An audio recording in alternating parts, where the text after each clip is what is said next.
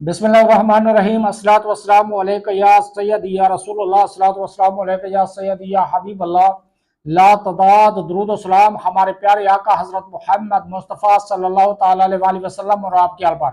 Viewer मैं मुश्ताक अहमद, आप देख रहे हैं यूट्यूब चैनल नेकी की दावत के सिलसिले का। जो हमारा आज का टॉपिक है, नेकी की दावत देते हुए खौफ खुदा से रो पड़े। नेकी की दावत देते हुए खौफ खुदा से रो पड़े। हमारे बुजुर्गान दीन रहमाहुल्लाहुल मुबीन नेकी की दावत देने का कोई मौका हाथ से ना जाने देते। अगर राह चलते बल्कि दौरान सफ़र भी मौका मिलता तो नेकी की दावत इरशाद फरमाते। चुनाचे हजरत सैयदना इब्राहीम बिन बशार अलैहि रहमतुल्लाहिल गफ्फार फरमाते हैं कि मैं फसवा अलैहिर्रहमा अल कवी के हमरा मुल्क के शाम की तरफ जा रहा था कि रास्ते में एक शख्स लपक कर आप रहमतुल्लाह ताला अलैहि के सामने आया और सलाम करने के बाद अर्ज करने लगा, अय अबू यूसुफ, मुझे कुछ नसीहत फरमा दीजिए।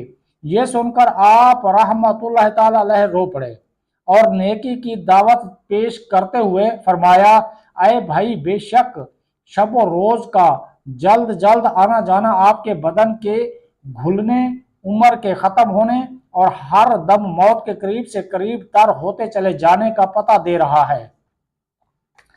इसलिए मेरे भाई, आपको उस वक्त तक हरगिज मुतमईन होकर ना बैठ रहना चाहिए जब तक कि अपने अच्छे खात्मे का मालूम ना हो जाए, मीन्स ये पता ना चल जाए कि जन्नत में जाना है या कि जहन्नम ठिकाना है।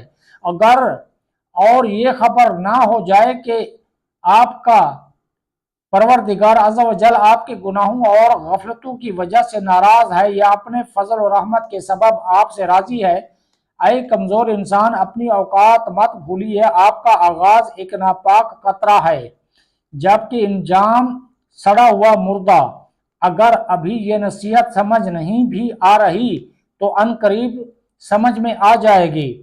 जिस वक्त आप कब्र में जाएंगे वहां गुनाहों पर नदामत तो होगी मगर काम ना देगी। ये फरमाकर आप रहमतुल्लाह ताला अलैहि रोने लगे और वो शख्स भी जज्बात तासुर से रोने लगा। रावी कहते हैं कि उन दोनों को रोता देखकर मैं भी रोने लगा, यहां तक कि वो दोनों बेहोश होकर गिर गए। मुझे सच्ची तौबा की तौफीक दे दे पै ताजदारे हरम या इलाही।